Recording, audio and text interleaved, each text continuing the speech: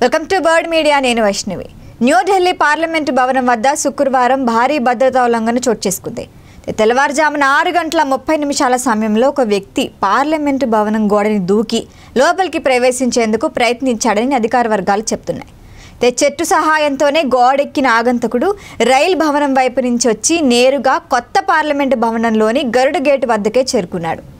అయితే ఈ చర్యను గమనించిన భద్రతా సిబ్బంది వెంటనే స్పందించింది, అతన్ని అదుపులోకి తీసుకుంది. ప్రస్తుతం ఆ వ్యక్తిని విచారిస్తున్నట్లు సమాచారం. అతడు ఎవరు, ఎందుకు పార్లమెంట్లోకి అక్రమంగా ప్రవేశించాలి అనుకున్నాడు అనే విషయాలపైన కూడా భద్రతా దళాలు విచారిస్తున్నాయి. అయితే ఈ సంఘటన కారణంగా పార్లమెంట్ ఆవరణలో భద్రత మరింత కట్టుదిట్టం చేశారు. అయితే ఇక్కడ గమనించాల్సిన విషయం ఏంటంటే, పార్లమెంటు వర్షాకాల సమావేశాలు ముగిసిన మరుసటి రోజే ఈ ఘటన చోటు చేసుకోవటం అధికార యంత్రాంగాన్ని తీవ్ర కలవరానికి గురిచేస్తోంది. ఈసారి వర్షాకాల సమావేశాలు జూలై 21 ప్రారంభమై ఆగస్టు 21న ముగిశాయి. ఈ క్రమంలోనే వెంటనే వచ్చిన భద్రతా లోపం ప్రభుత్వ యంత్రాంగంపై కూడా పలు ప్రశ్నలు కలిగిస్తోంది. ఇది కొత్త ఘటన ఏమీ కాదనే సంగతి కూడా మనం గుర్తుంచుకోవాలి. గతేడాది కూడా ఇలాంటి ఘటనే జరిగింది.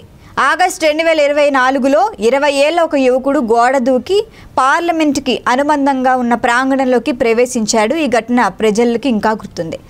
ఆ ఘటన అనంతరం భద్రతను పటిష్టతరం చేస్తామని అధికారులు చెప్పారు. కానీ మళ్ళీ ఇలాంటి ఘటనలే జరగటం భద్రతా వ్యవస్థపై అనుమానాలే కలిగిస్తోంది.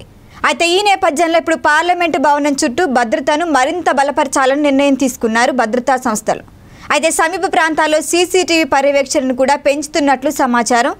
దేశంలో అత్యంత ప్రాముఖ్యత కలిగిన భవనం వద్ద ఇలాంటి సంఘటనలు జరగటం తీవ్ర ఆందోళనను కలిగిస్తోంది. మరి దీనిపై మరిన్ని అప్డేట్లు రావాల్సి ఉంటుంది. చూస్తూనే ఉండండి బర్డ్ మీడియా. ఈ వీడియో కనుక మీకు నచ్చినట్టయితే లైక్ చేయండి, షేర్ చేయండి, సబ్స్క్రైబ్ చేయండి. అలాగే పక్కనే ఉన్న బెల్ ఐకాన్ని క్లిక్ చేయండి.